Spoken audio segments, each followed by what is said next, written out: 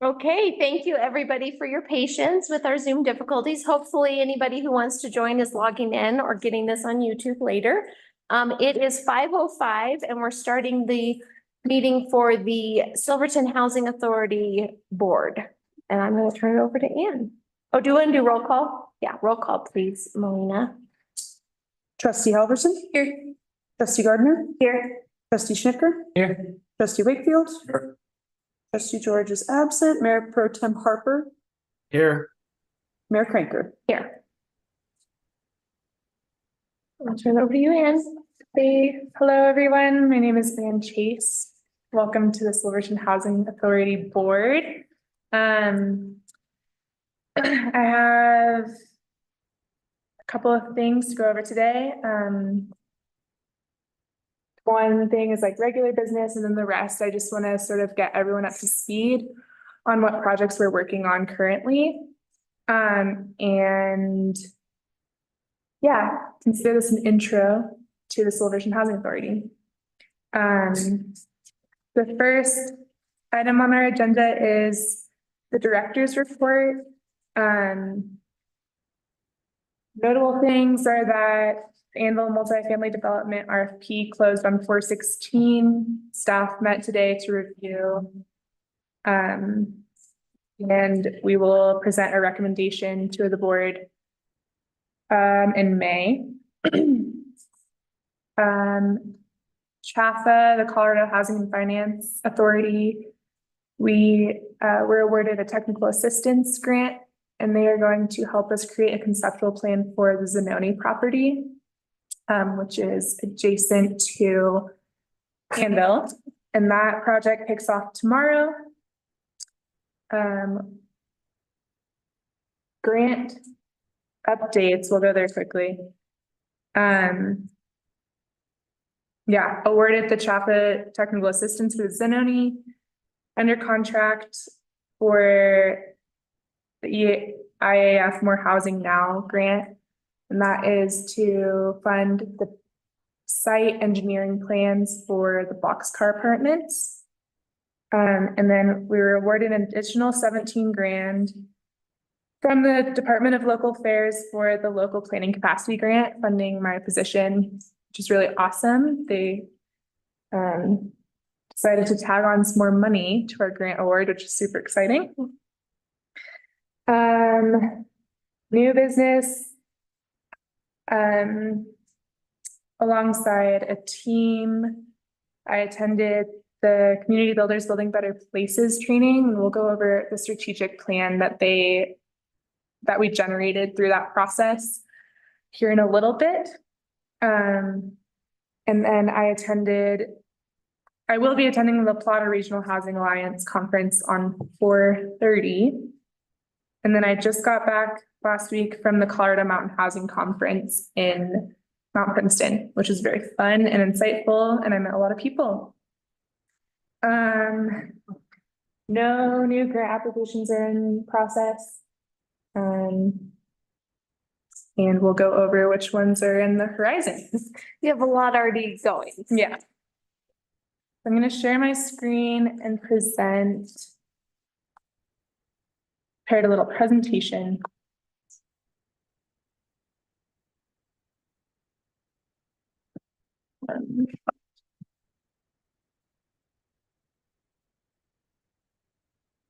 So for those of you who are new, if you wondered what is the town doing around housing, here you go. This is what the town is doing around housing.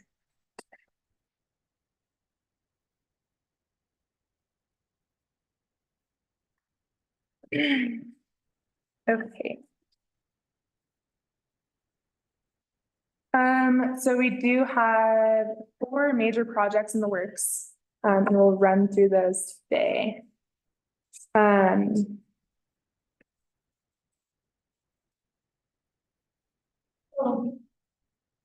So classic. We're missing slides.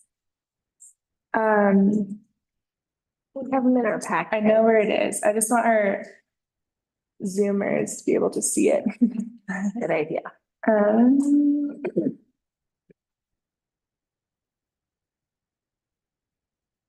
While Anne's looking for that, just a clarification for the board. So this is a municipal housing authority, not multi-jurisdictional, right? So right now, this is just a housing authority with the town. The county has provided some support with some grant funding, but it's not a multi-jurisdictional entity, so. Which has pros and cons.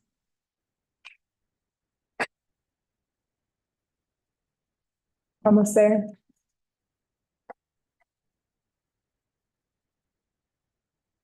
I think everyone has the light.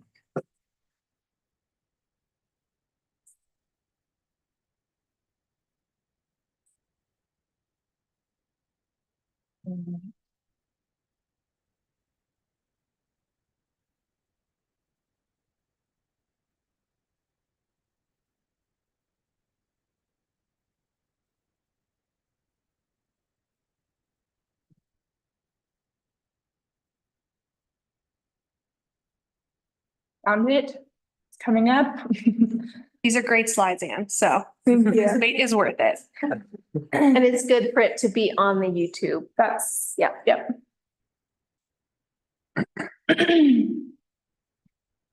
Okay. So we're gonna start with the basics, area median income.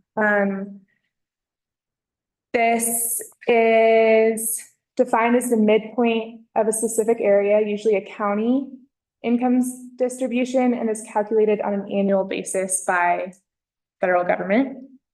And in Colorado, they calculate it by county. These, let's see.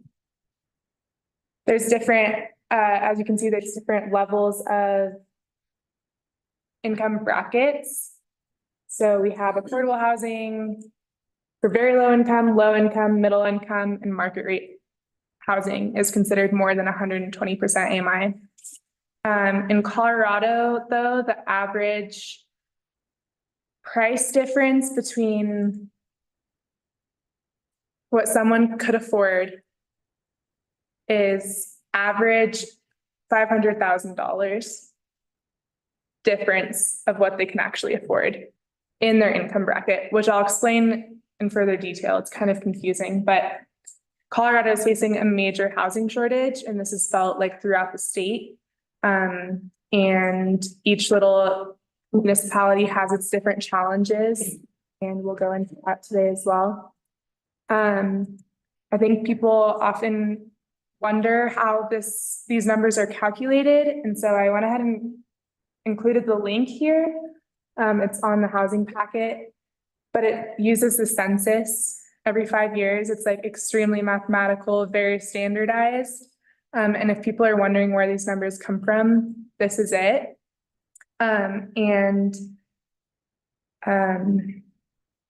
What else did I want to say about that? I think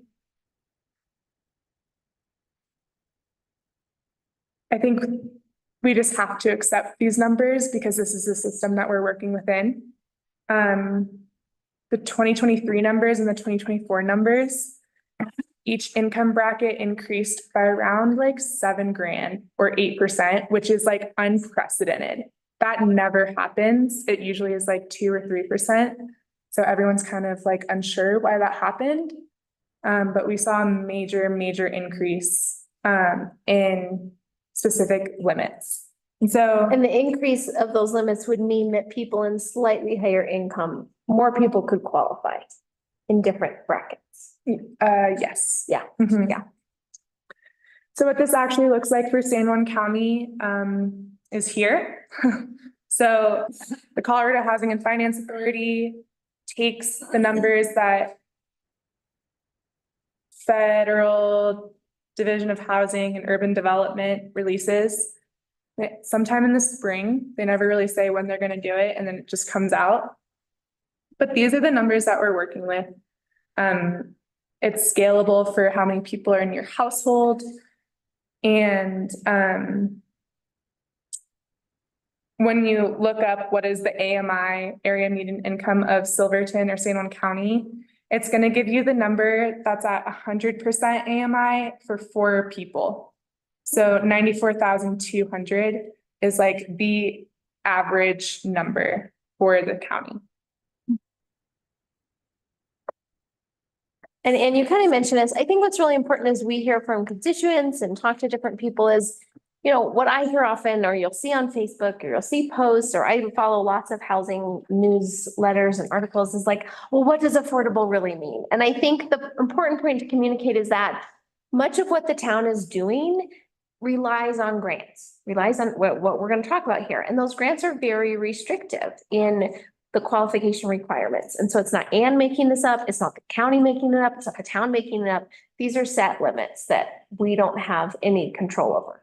And we're working to try to pursue funding that is more inclusive, that covers a wide variety of our community members. But at the end of the day, there's not a lot we can wiggle with depending on the funding source. And so that's just where we are. It's often disappointing because we'll have instances where people are just above or just below. But again, we don't have much control over that beyond trying to seek a variety of funding sources. And that's the perfect segue to what is considered affordable. Affordable housing, whether you're paying a mortgage or rent, is 30% of your income. And what that actually looks like are these numbers here per month. And so it's kind of steep. And I think these are numbers that people aren't really used to seeing for rents. But this is like the textbook definition of affordable housing, which is that a person is paying no more than 30% of their income on housing. And so when people ask what is affordable, it's that number that is 30% of what you're making. Sale prices take this monthly affordable rent, add taxes and insurance, assumes the average interest rate at the time, and calculates that into a 30-year limit. And that is how we get these sale prices. And this is like what. Wow. Yeah, so it's 30% of your income, which is what you have to keep coming back to, where a lot of people see these numbers and they say, well, I can't afford that. But this is what we're working with. And has there been research on the town of how many people actually fall within at least the rental size, or maybe like the whole, like the sale price? Like how many one bedrooms out there actually are in that 100%? Yes, yep. It's not great data. I don't think it's accurate. Okay. I don't think it reflects at all. Have you seen our housing study? That's why I'm like trying to remember, because I've seen it, but I'm not recalling what that percentage was or how it's done. I do know that if we go back to rent, I do know that in San Juan County, 59% of residents spend more than 50% of their income on housing, and 49% of residents in San Juan County are renters. So we have a large rental population, a lot of people paying half of their income on housing. 50% of residents are paying half of their income. Is that what you said? 59%.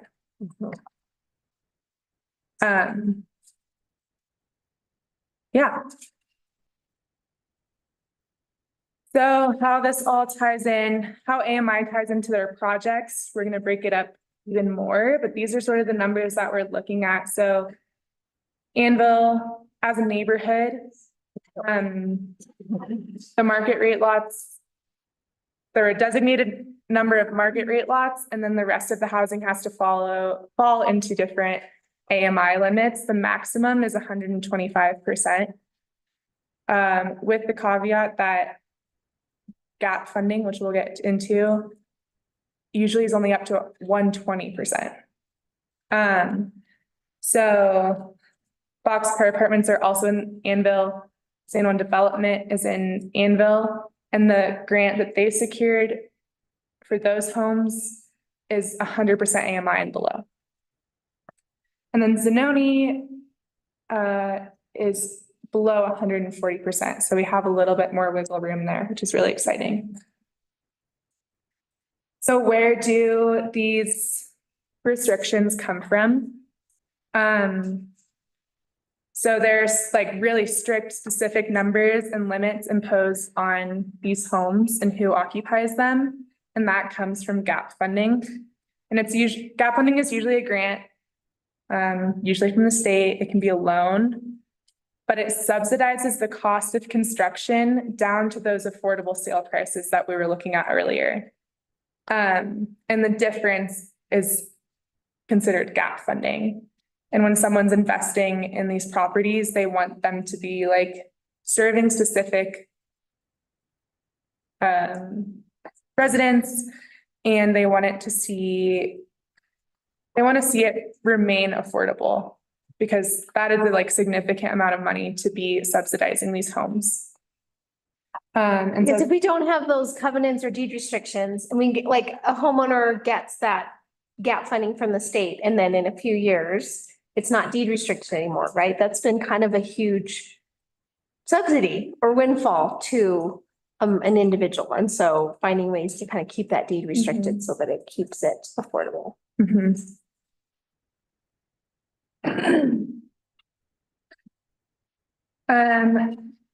Just wanted to give like a visual of these projects. So this is from the Chaffaa Technical Assistance for the Anvil neighborhood that we did in 2022. It's on our website. But this is just a good visualization of it. The boxcar apartments are above the existing apartments down here. They're called the boxcar because they have that boxcar sitting on the property. The Anvil multifamily development. This middle section is referred to as the donut. So the multifamilies are on the end of the donut and across the street in this corner. And those are designated to be more dense multifamily units. And then the inner donut is single family. San Juan Development Association is doing 4 homes in the inner donut right now. And then Zanoni we'll get to, but it's just on the other side. Have those 4 homes all been assigned to with the lottery already, or? Yeah. What size are those lots? Good question. I don't know off the top of my head. Another question for you. Do we ever, Habitat Humanity, does that come up here to do anything? You know, that's where people put in some sweat equity on homes. Is that anything that we can do up here?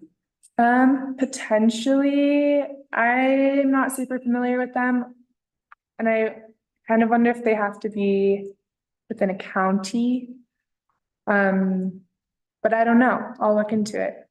Also, like HUD homes, Sorry, HUD homes, HUD, Housing and Urban Development, yeah, like federal. yeah. I haven't looked into that either. Do you have more, Yeah. say more to that, Ron? Like grants for HUD homes, or is it I like, don't know exactly how it works, but I know it's Yeah. low income yeah, housing that. Typically HUD works in urban, so HUD is housing urban development. So usually rural, we don't get assistance as a rural community, but there's other options available for us for rural community, which is through the Department of Local Affairs. But HUD is typically for urban Okay. development, yeah. There is a Habitat for Humanity in Durango. Mhm. Yes. Yeah, I have not created a relationship with them yet. and I think as we think about housing, right, we think about it on kind of multiple levels. This is the government mechanism that is the housing authority that has like specific ability to apply for kind of this gap funding, different opportunities. We also have our land use code, which is our option to help the private market build different types of units, right, on different parcels. And then it seems like there's also other options like what you're talking about, kind of. And one thing that hasn't been really explored here as a solution is, a nonprofit. So for example, in Uray, they were looking into doing a housing authority until a nonprofit formed. And now they have a housing nonprofit that's taking on projects and moving forward. So they've taken it out of kind of a local government arena and put it into a nonprofit. Which is the angle that Salem Development has been doing, is going after grants or other funding mechanisms that towns and counties can't. And so the establishment of the housing authority is just to open another mechanism to create opportunity for more affordable housing. Jumping into the Anvil multifamily development. Since it's an Anvil, it could serve up to 125, but grant funding usually is limited to 120 and below. Up to 10 units, potentially more on 4 lots, a combination of for sale and for rent. 2 and 3 bedroom units. This is my old version of this presentation. The decision is not today. Review was today, internal review, and it'll be brought to you all next month. But building could start potentially this summer. And then how of these projects really comes down to different funding mechanisms. This is always the piece of the puzzle of how these all happen. To subsidize it down to that affordable sale price. We could go after the Department of Housing gap funding, which is to 80% and below.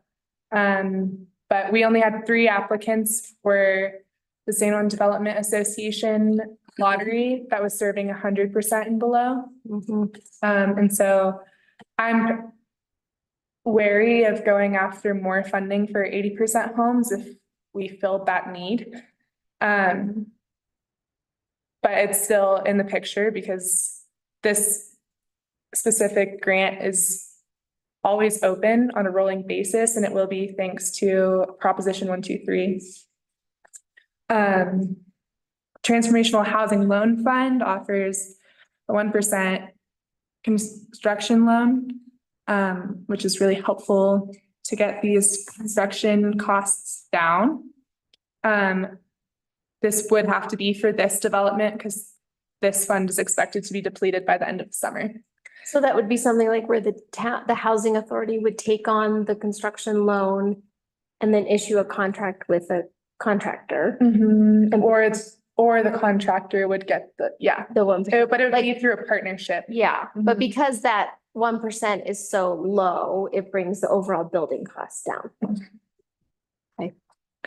And then the Department of Housing just released that July 1st, gap funding for 120% will come out, but this is going to be highly competitive. Everyone in Colorado is going to be applying for it. So we'll apply, but we'll see. And do you think that this 80% and below, that we've like met the need, or that people might have felt intimidated by applying, like the application was long, or they didn't know about it? Like, has that like been satisfied that we just don't think we have people ready to apply for it yet? I sent out a survey to applicants, people who are interested in applying, hoping to gauge why they didn't actually apply. And I got 1 response. So I don't want to say no more 80% homes because that's where all the money is. And if an 80% AMI household wants to buy a home, I absolutely want to provide the opportunity. But I think we just have to do some more community gauging. It's hard because I wouldn't want to do all 10-ish homes to be locked in at that 80%. I think That's happened with other communities where they've received the grant funding, happened to a neighboring community, they've received the grant funding. It was for 80% and below, and they were struggling to actually fill, and it was a rental too, it wasn't for purchase. Which you would think they would fill, because I feel like there's a huge need for long-term. Is there a way we can find that information? Like before you spend the time applying for that grant, making sure that like the community is good without that 80%? Like well, I think our recent experience is a pretty decent temperature check. The fact that we had a number of units and there were a number of folks there was huge interest, right? Huge interest, lots of people at the info sessions and just lots of disconnect and frustration. And I think our CHAFA report showed this as well, but really it's like that is that missing middle. I mean, I'm looking at the numbers here. I just pulled up the page of so 120% if you're a 2-person household. 80% AMI is $60,000 a year if you're 2 people, right? And so I think the gap between qualifying and the units was challenging. Would you say that was accurate? Yeah. And I'd say it's accurate. do you want to say something, Gloria? I'm sorry, we're actually in a different type of a meeting right now. And we'll have public comment at the beginning of our meeting at 7 o'clock. But we have no way to regulate our public comment at this point. So we just ask that you wait until 7 o'clock for your public comment. Thank you.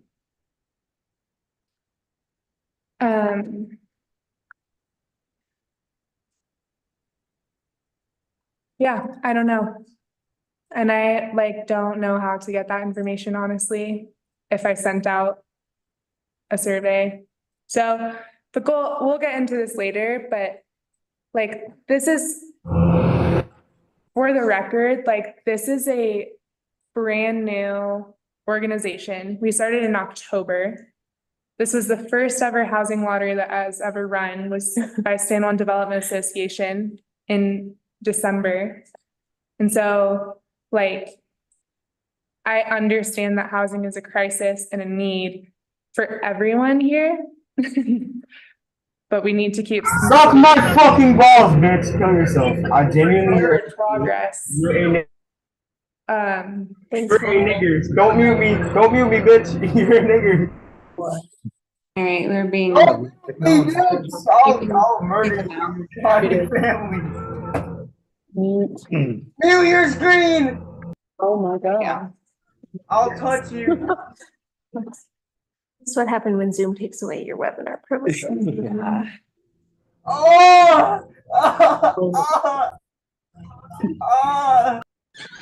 if you're not here to be serious, leave. I'm not dealing with this. Shut the fuck up, man.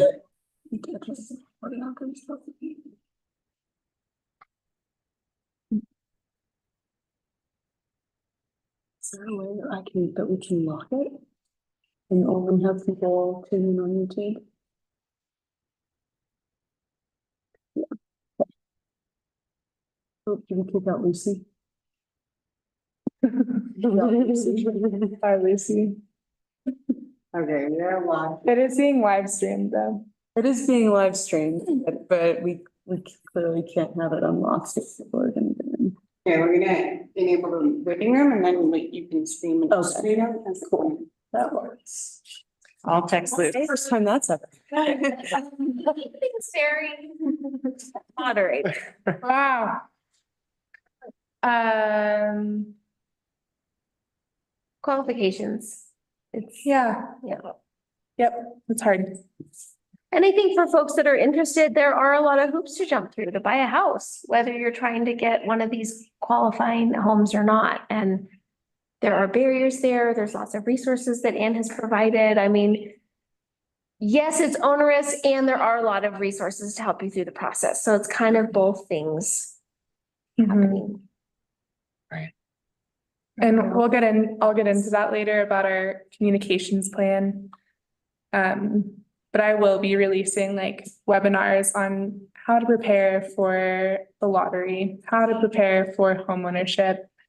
And so I guess I want to address the public who is feeling frustrated and feeling like there's a shortage.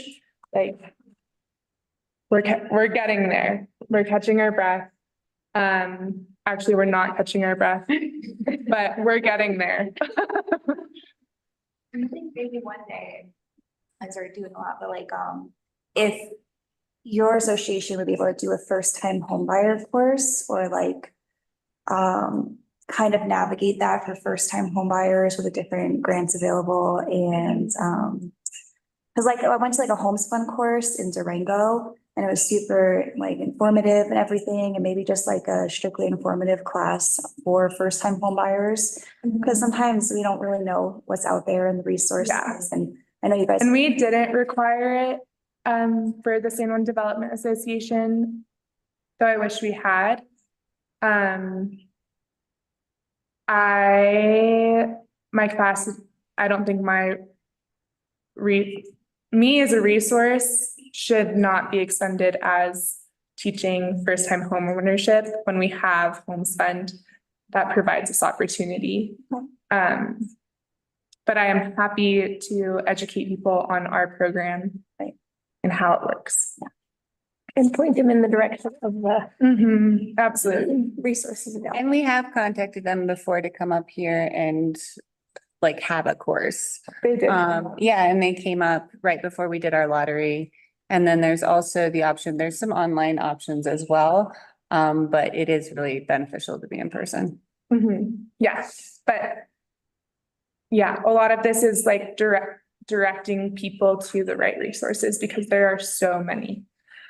Any more questions as of now for the multifamily project? I had one question when we're talking about rentals, this is down the road, but that would assume that the housing authority or the town is the landlord or contracting that out. Yeah. Yeah, and what the division of how many homes in this multifamily development are going to be for sale or for rent will come after we contract with a builder, a developer. We have 2 proposals in, and there's a significant difference in the number of units that they're proposing. And so on our end, working on the financial model of how this will work, rentals versus for sale, and what sort of grant money we can leverage, that is yet to come.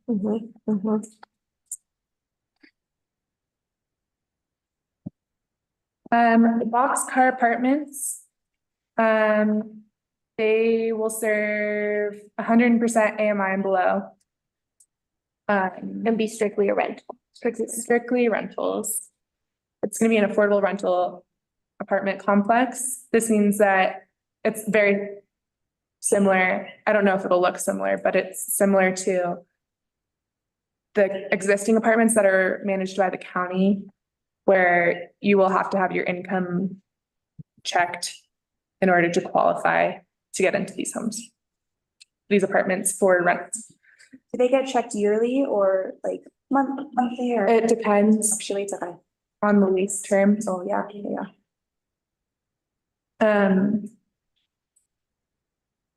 When it's happening, we got a grant from DOLA and a grant match from San Juan County to start the site engineering, which includes like grading, infrastructure, connections, stormwater. That's currently out for RFQ, is for that pre-development engineer. And one of the lots still needs to be cleaned up. but we're trying to prioritize that with our Brownsfield grant to get that cleaned up this summer. And just for reference for everybody, when we say cleanup, we're talking about EPA. EPA required environmental. cleanup.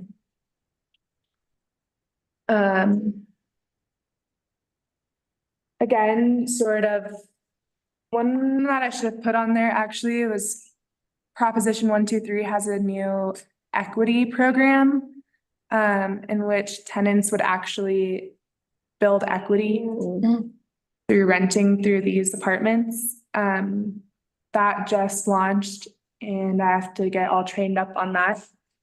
But there are a ton of funding opportunities for affordable rentals. So that's really exciting. Sorry, question before we move on. In terms of process, after you get the RFQ back, you'll kind of get proposals and then it'll go back to planning and then it'll come to us for like kind of approval? Or how is that like gonna work? The next time you all will step in will be when I request permission to put out an RFP to builders. Well, they have to approve every, like. Oh, you'll approve our engineer. Okay. You'll approve the engineer. And there will be a time for the public to see like what is actually gonna go on over there too. Yes, we're not there yet. Yeah. It's very pre-development. I would say like next winter. Great. It was like timeline when they can expect that. Yeah, we don't know. But Not now. It is a difficult site. If you go over there, it's on, it's kind of on the hill a little bit.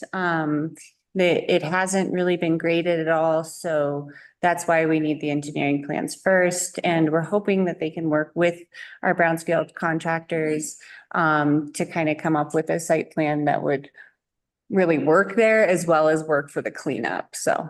And that we don't create water challenges, right, Bevan, for the other apartments? Bevan knows all about water over there.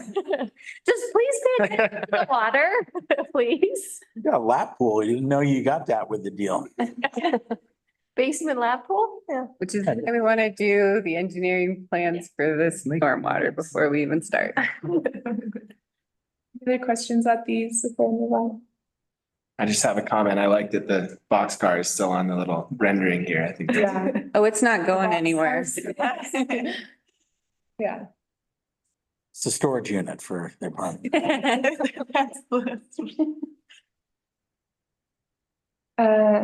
We've already touched on this a little bit, but the San Juan development, single family homes, it was 4 single family homes. One has sold, one is close to contract, and then 2 more will be completed hopefully by the end of this year, at least 1 for sure. Am I incorrect to think that we originally got potential for 8? There are still more lots. Right, but we only got After- funding for 4. Mhm. Right, gotcha. Okay, thank you. And by funding, that's the gap funding of 50,000 to help offset the price. Yeah. Each unit. Mhm. What's the square footage on these units? I don't have that off the top of my head. But the 80% homes are 1 story, 2 bedroom. I think it's about 900 for the 1 story and about 1,300 for the 2 story. Okay, thanks. I can get you the exact. Close enough. Our 4th project is Zanoni. It is located, so this is the donut that we were just talking about. Some of the ground Mineral Creek homes are over here. This little patch right here. As well as that little one. And next this to little it, one. Yeah. And that's what made it so advantageous is because it's, that little sliver is in the town and the bigger one's in the county. So that's why we purchased But that. now part of the town. But now it's all part of the town. This was the town was able to purchase this land through the IHOI grant through the state. The restrictions with that is that it must serve 140% AMI and below. The what is to be determined. Full plans are starting tomorrow. It's really exciting. And once we have the conceptual plans, we can move forward with grant applications for infrastructure, grant applications for housing. The grant applications can begin. This could be another cool opportunity for Prop 123, the equity tenant equity program. Prop 123 also has gap funding. And what's exciting is through this technical assistance with CHAFA is they can also help us come up with sort of the financial aspects of it. Any questions on this one? And you're touring that tomorrow? Mhm. Who's going to that? I am. Yes. Okay, and then staff. How much of that land is buildable? Do we know? That lot, Zanoni? It's pretty All flat. of it, Pretty flat. Okay, I'm just wondering, like, depending on burrito come into that or no? what's that. Is the burrito? It doesn't, and we did get the results back from our phase 2, so we go through a phase 1 and a phase 2 assessment of kind of contamination in the area. And we are waiting for CDPHE to help us interpret what we need to do with it. It tells us somewhere in that document. Lucy and I are still working through that.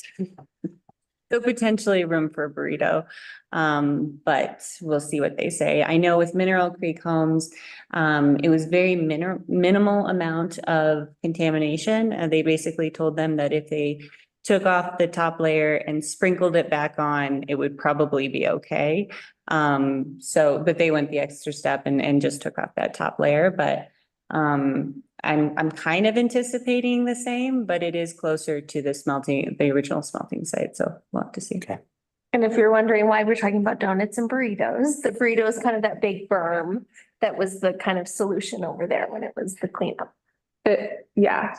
And I think for folks that might be listening, again, all of these parcels, these properties, these things we're working on, they take so many steps, right? Like the Zanoni parcel we purchased, but then we had to go through the process to do the cleanup, and that took grant funding and money and management. And so all of these things take a variety of administrative steps along the way. So I think it's pretty impressive. And these are really big projects that serve a wide variety of residents at a whole bunch of different levels. So well done.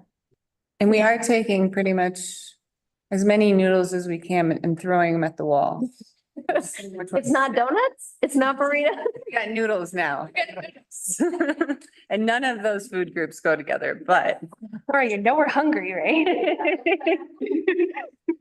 This just shows that there are a whole variety of ways that the town is trying to work on housing. Whether it be rentals, whether it be single family, whether it be multifamily, whether it be land, and a whole variety of income levels. Yeah. I think this is great that it's 140 and below, this property AMI. for- Yeah. Is there anything from a zoning perspective that plays into any of this for us? and we're still working on the zoning for Anvil, so that'll probably come before you guys in May. And then with the conceptual plans, we actually invited Mineral Creek Homes just so that they can be, they are our neighbors. So we kind of wanted to talk about how we're going to be developing out that whole area. But not specifically, I mean, we could zone the Zanoni property differently. There's things called like cottage cluster zoning and stuff like that. So there's unique ways where you can zone something differently. But really it starts with the conceptual plans to see what we actually want to put there. This is a real opportunity where we could be creative. Yeah. With what goes there. Yeah. In terms of community feel and just the sense, because we own that whole person. Correct. There's no restrictions in like the gap funding or anything like that on what? 140. That's it. And honestly, it could be a giant park. But it has to serve a affordable housing community. Well, that wouldn't be great for us because we do need units. But that's really how broad that grant is. Just on the creativity point, a lot of room there. Yeah, it's very exciting. Excellent. Cottage clusters, community garden. I know. Just it all. Okay. So that was your crash course presentation. The next things in your packet are briefing sheets. These are tools for you as elected officials to communicate our projects. So I want you to have these like on hand if you are meeting with state reps, different organizations. This is what you can hand them and say, hey, this is what we're working on. If you want to learn more, like you can contact our director. But these are a tool for you to communicate what we're working on with the public and funding opportunities. And any external boards that you all sit on, or, you know, just play spaces in the community where people want to know what is the town doing around housing. These are really great, factual, accurate pictures. So those are the first three. They're pretty pictures. The next thing, I don't have like page numbers of the packet, but if you're following along with the Silverton Housing Authority project overview. Page 20. Okay, page 20. And this goes into what we just went over through that presentation. But it has charts, rough timelines, like I made this last week and I know that there's already like a month delay in a lot of these projects. I noted that the timelines were ambitious. But I do, yeah, we could make a lot of things happen, but I highlighted that in here, noting that, and you're doing a big job. And want to make sure like these, whatever timelines we kind of communicate to the public job are going to be like met in a way, otherwise it doesn't look like a delay. So just noted that yeah, our ambitious person, but want to make sure we're having kind of some like accurate communications of what that looks like. totally. And like, feel free to use that word ambitious, like we do want to do the best that we can. But yeah, we all know that building takes time, and especially when it's affordable and connected to grants and On Old Smelter on property. old smelter property. And a very short building season in town. But yeah, I mean, everything. We're juggling a lot at the moment to serve these different projects that are serving different needs. That is all I have for that, unless you all have any questions specifically related to this like in-depth overview.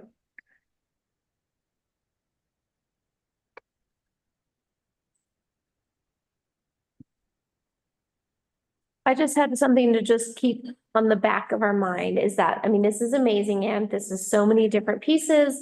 These are really big projects.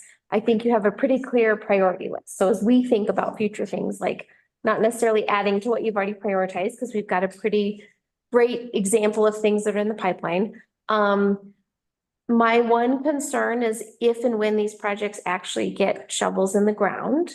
Constructing projects takes a lot of time too, picking toilets and faucets and paint and finishes, all that kind of stuff.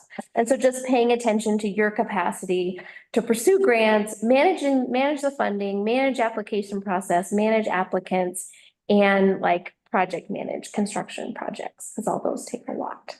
So check in, raise the flag when you need something, because it's a lot to keep all of these going. What I will like put in y'all's ear now is that like, I am not going to be enough staff for these projects. And my job doesn't even have a secure funding source. So we have to think about that, about how we can secure one position and also the positions that are coming. But yeah, I feel good now. So I do appreciate that. Yeah. So Anne is funded until the end of 2024 or 2026. Yeah. December 31st, 2026. And in that time, we hope to come up with a more sustainable solution for your position. And then Anne is also working as the Main Street manager with San Juan Development. So her time is split right as of right now, and that's something we're looking to kind of move away from and just have you focus on housing in the future. Yeah. So The update on that is that I will be full-time housing authority come July. Yep. And I think you said this before and I've forgotten, your position's funded through DOLA or through a federal program? Through DOLA. Okay. 3 different DOLA I was grants. gonna say different grants. Okay. Yeah. And they're all stacked. Yeah. So we're using them until one is empty, and the next one, and then the next one.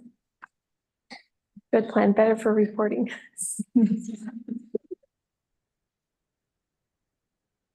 Great. The next thing I put together was funding opportunities for housing projects. This is it.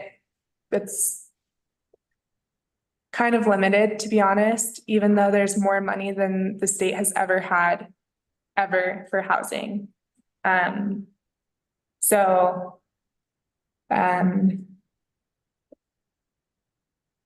I listed them by the different funding names, the types. So some are loans, some are grants, math requirements, restrictions. Are they for sale, homeownership, rental, for project types, and then notes. Where do I see this coming in to our projects?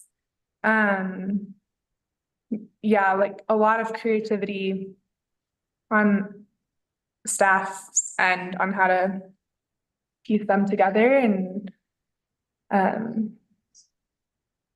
yeah, just we will be applying for more grants.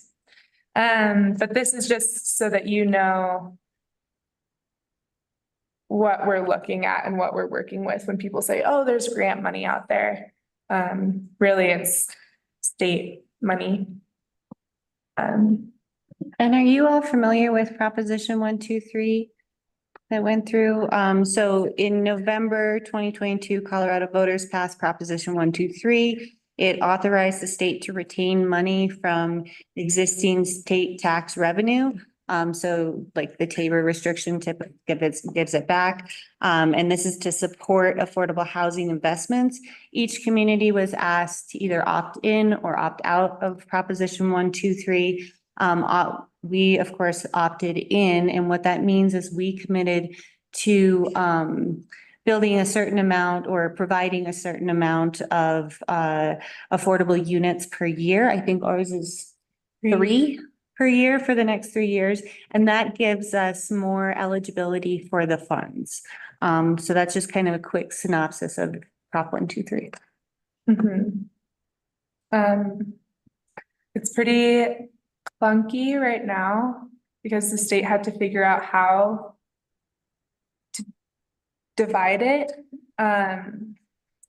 So we haven't gone after anything yet. But for the multifamily homes, we will be. And by opting in and making that commitment, it means we're eligible for that funding. And again, we could talk philosophically about like, should the town be building houses? But I think recognizing that at the state and federal level, there is more funding for housing than there ever has been. And so I would argue, well, Silverton should get a share of that. If it's going to be spent anyways, it should also benefit our community. And so finding ways that we can access that creatively has been a priority thus far. Awesome. Any questions on that? Great. The next thing, I will be presenting the action plan that came out of the Building Better Places training. At the end of this, we will make a motion to adopt the action plan. But we are just gonna jump into it. So March 6th through 8th, Mayor Cranker, Trustee Harper, or I guess he's Mayor Pro Tem Harper, Deanne Gallegos with the Chamber of Commerce, Emily Thorne, Sarah Mordecai, Lucy Mulvihill, Melissa Childs attended the Community Builders Building Better Places training.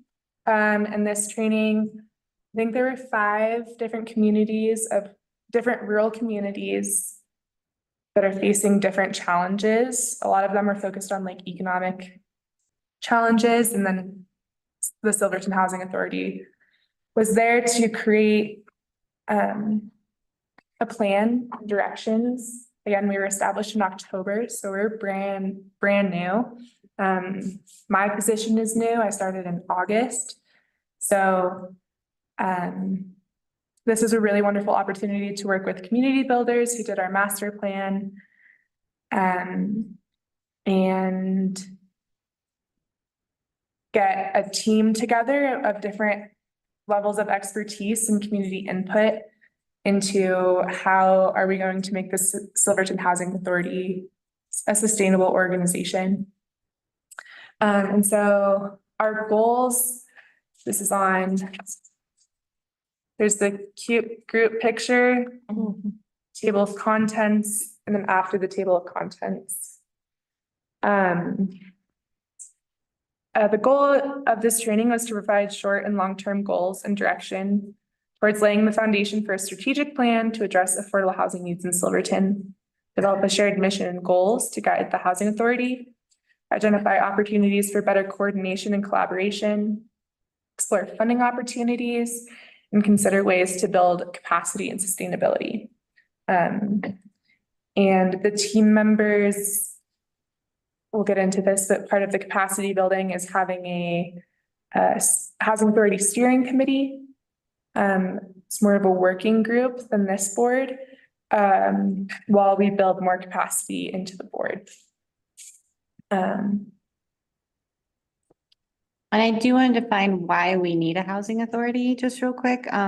So per state statutes, we as a municipality cannot go into debt for a residential project.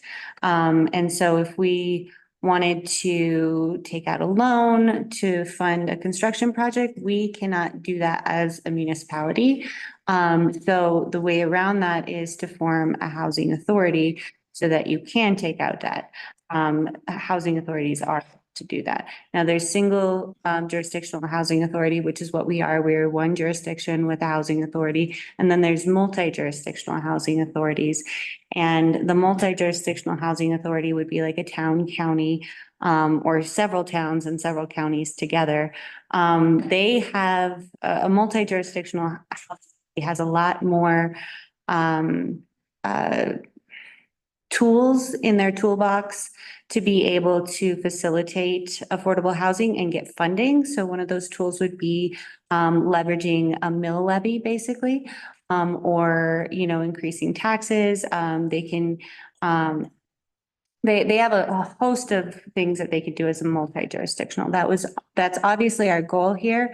At this point, we are just a single jurisdiction, but eventually we would love to have the county join us and become a multi-jurisdictional and have a lot more funding opportunities. No, that's throw that in great. there. And I hope you all either found some time or can find some time to thoroughly go through this. Because it outlines a lot of like, where are we currently? What are our existing tools and resources? And then where we're going.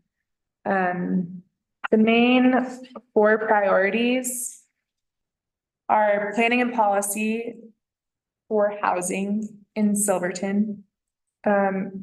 Implementation, no, let's see. Board structure, having a diverse board, having clear expectations of the board's role, Maybe having a working board rather than just like sharing town trustees, even though I love you all. Thank you all for being here. Just so that we're ensuring that we're,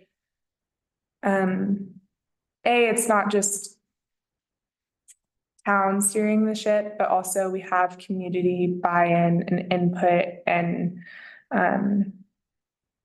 more capacity in general.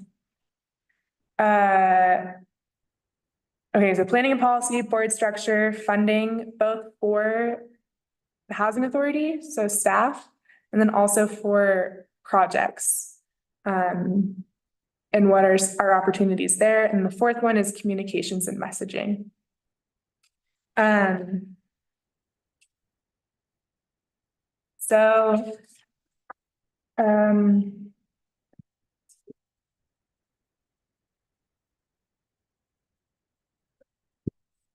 Did you all have a chance to look this over pretty thoroughly?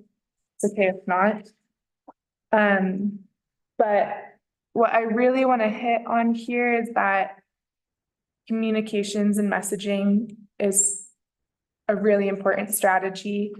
We're in the pipeline for a co-SIPA website, which is just basically this website host for governmental entities have their own website. And I'm expecting that'll come out hopefully in May, end of May.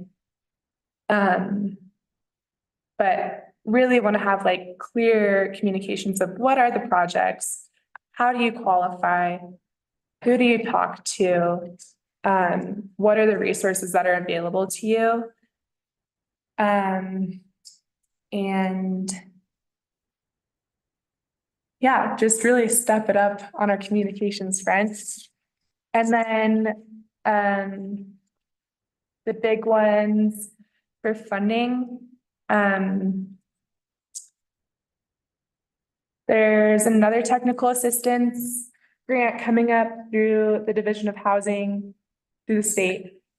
And I'm going to pursue that with your permission to pursue different funding mechanisms, like what are different fees, different, like, I don't want to say taxes, but fees to help fund these projects. And yeah, how we'll get into that is to be determined, but we're working with Clarion on the land use code update, and then hopefully some more technical assistance. But I will be coming to the board, to the town board, with different funding recommendations and options.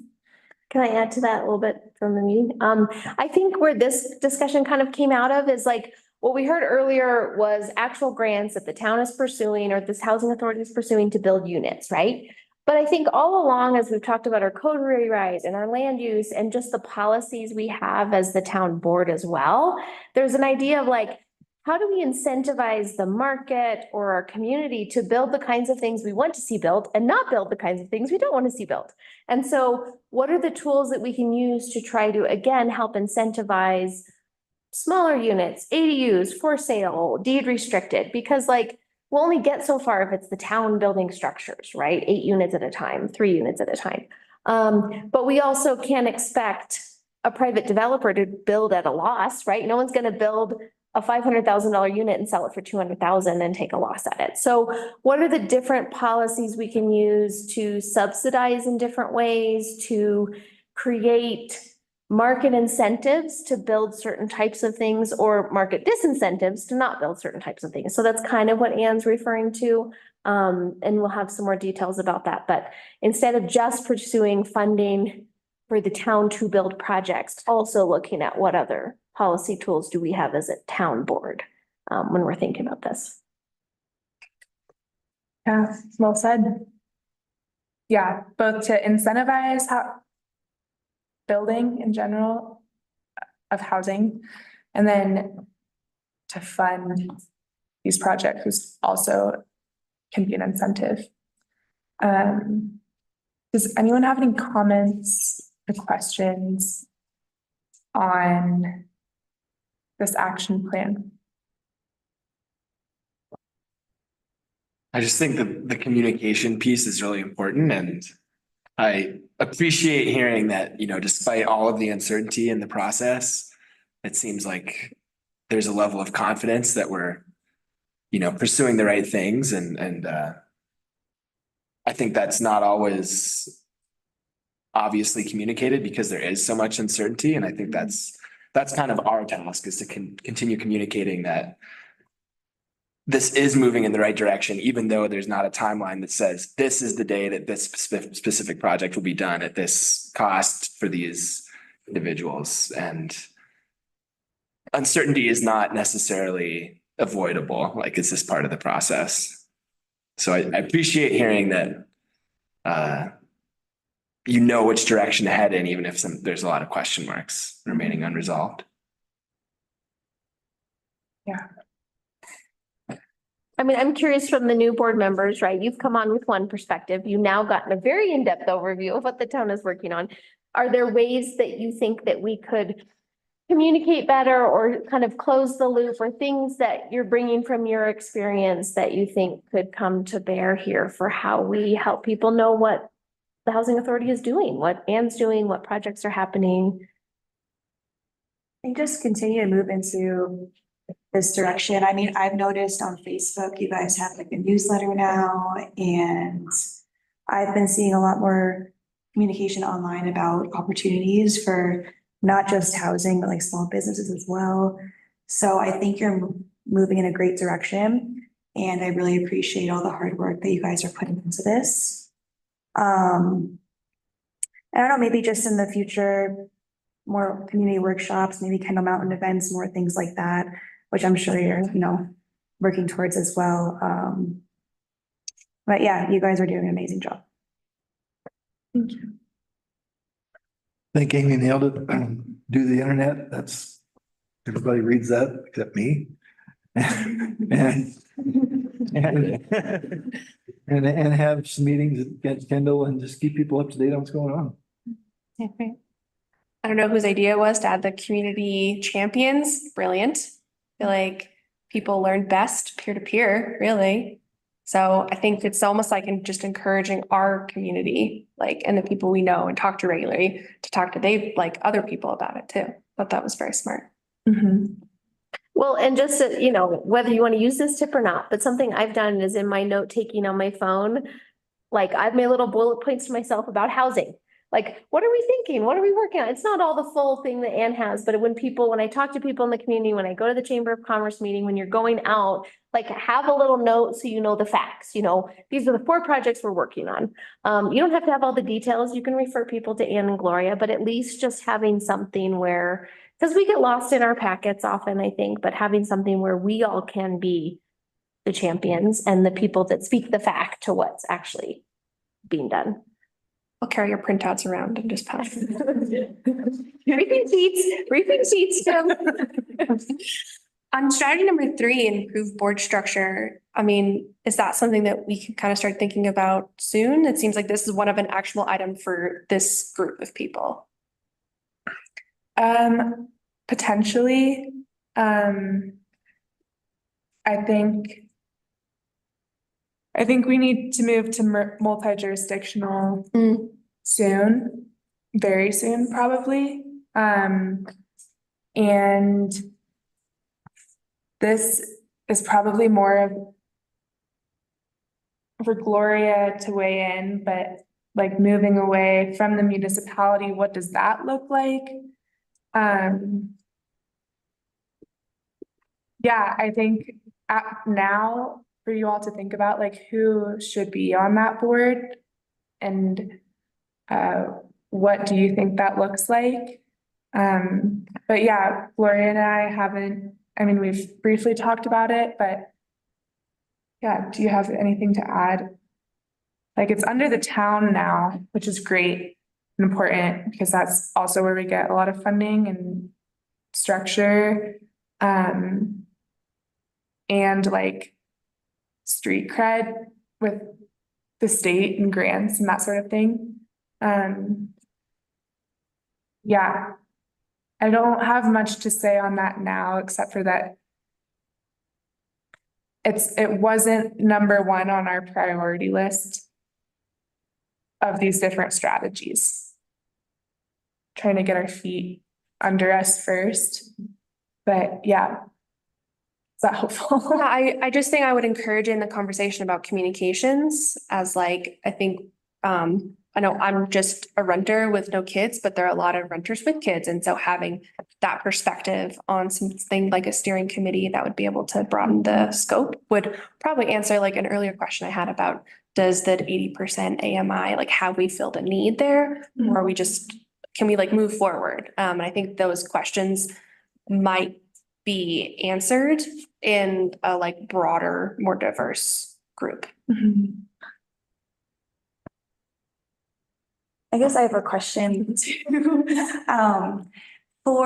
So talking about communications, messaging again, we went to this training in the fall and you were there, Dana, about language justice. And I was wondering if it's in the scope to, in the future, when it's expanded, if there's any in-person presentations or communications, do you have an interpreter there as well? Just to keep in mind our entire community to make it inclusive for everyone. Absolutely. I was thinking about that today. I was like, oh, I probably should have made our word packet and presentation in Spanish as well. I know my goal for the website is for it to be bilingual. It comes down to budget and probably a conversation that you all are going to have later with San Juan County Health. The housing authority doesn't have a budget.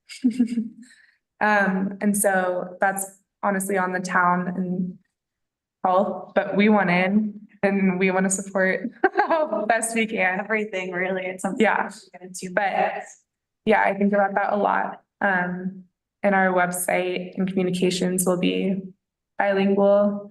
And all the lottery that you guys did. The lottery was bilingual and we wanted to have an interpreter, but we don't have money. For sure. Which is a bad excuse, but it's a big enough one to prevent us to do it, so. Yeah.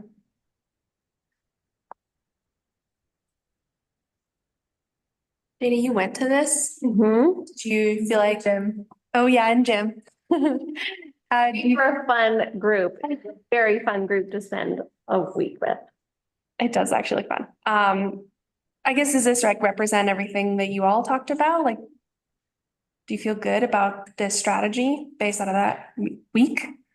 Yeah, I've talked a lot, so I can let Jim jump in here, but I was continually impressed by Community Builders' efforts, ability to take like all these posts, you could see the pictures of Post-it notes and poster boards and all kinds of things and distilling it into this concise, focused, targeted, strategic plan. So that was just another kudos that anytime we get to work with them, it's great. And community engagement matters. It really matters.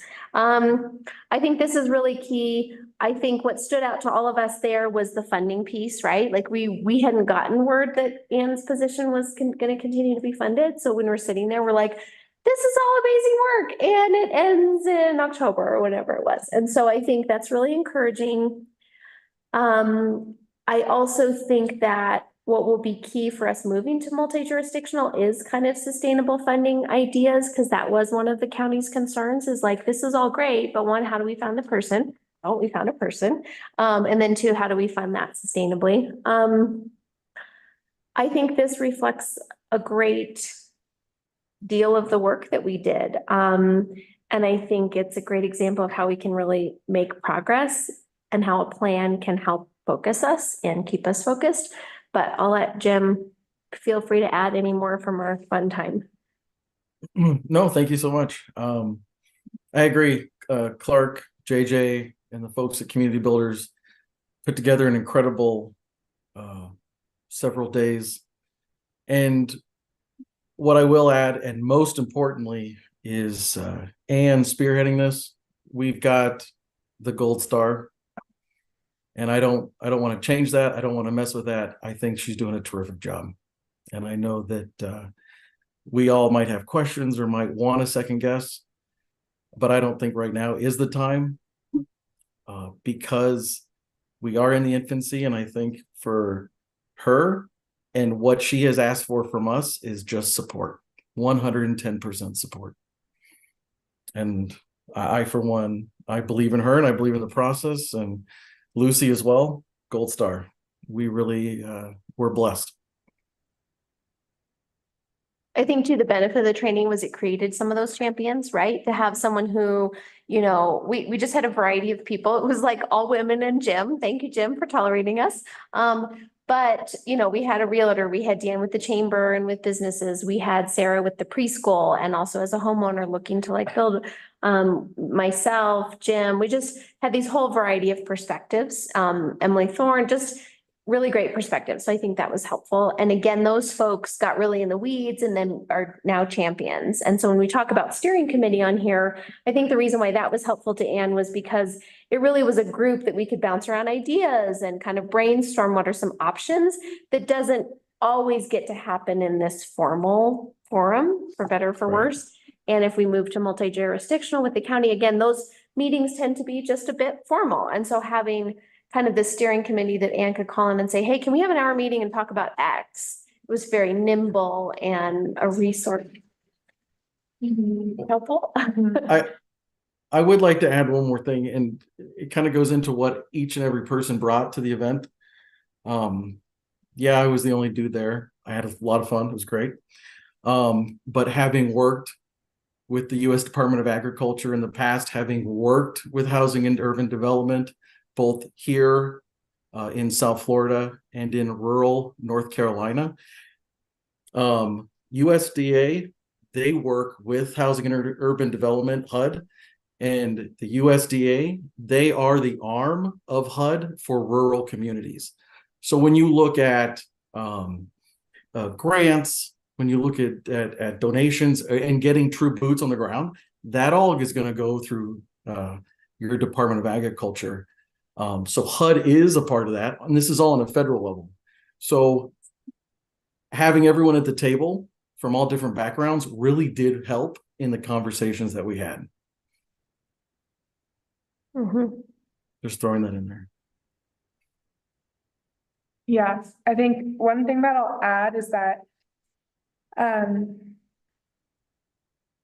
do want to call this an action plan rather than like a strategic plan, because I don't think we arrived quite at what is our mission, who are we, what is our purpose.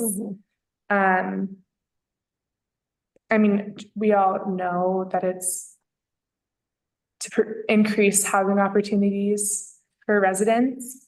But I think there's more to come from this. These 4 projects are our current like strategic plan. And then I think there will come a time when we would benefit from a bigger document of what is the strategic plan. I invite you all to look into other housing authority strategic plans. And yeah, I think this is a really excellent starting place for staff to know where to put my energy and for the board to know what our priorities are. And yeah, I'm really excited about this document. I'm really excited to show this to the public, say this is what we're working on, this is what to come, what is to come. And yeah, thanks again to community builders and JJ Folsom and Kathy Click for helping us through this. Yeah, I think that is all that I have for you all, unless we want to continue questions, but we do need a motion to adopt this action plan. Anybody have any more questions on the action plan? Oh, okay. Well, I'd entertain a motion to adopt the Building Better Places action plan. One second. You have to move. I didn't get him. I will entertain a motion. I move. Second. All right, roll call, please, Melina. Trustee Halverson, trustee Gardner, Yes. trustee Schnittger, Yes. trustee Wakefield, Yes. Mayor Pro Tem Harper, Yes. Mayor Kränker. Yes. Awesome. Thank you, Anne. These are unwieldy processes and grants and efforts. And I think just the call to the community and to all of us is that we have to be patient and diligent.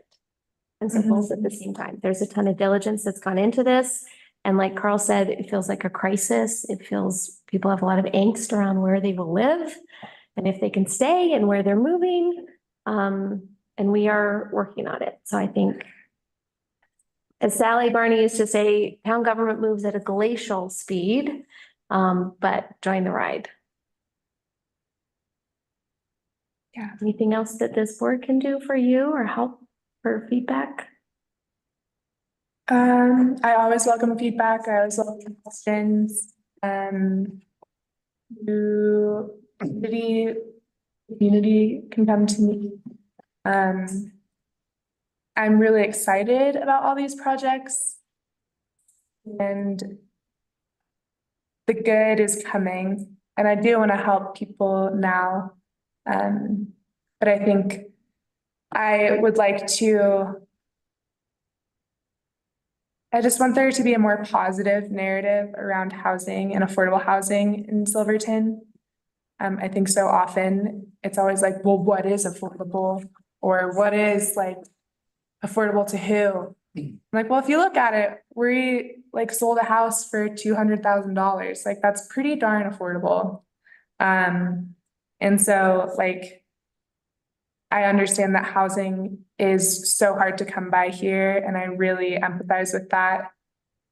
And the opportunities are growing. And so I think as the board, like, please try to communicate this positive outlook while also being empathetic. And honestly, like, I know I said there are a lot of restrictions and all these numbers, but they could be seen as a restriction or seen as a tool to help us serve different community levels. And like, we can come up with supplemental things to help where it falls short. But like, this is what is happening everywhere. And so, yeah, let's join together with a positive outlook, because this is really exciting. Like, all the work that's come before me with the town and the county has gotten us to this place where we are set up for so much growth in a good way for affordable housing and housing for our residents. So just to keep that momentum, and thank you all. Thank you, Anne. Nice presentation. Thank you. Thanks, Ann. All right, it's 6:28 and we'll adjourn the Silverton Housing Authority meeting and we will start the Board of Trustees meeting at 7 o'clock. See you shortly, Jim. Are you guys hungry?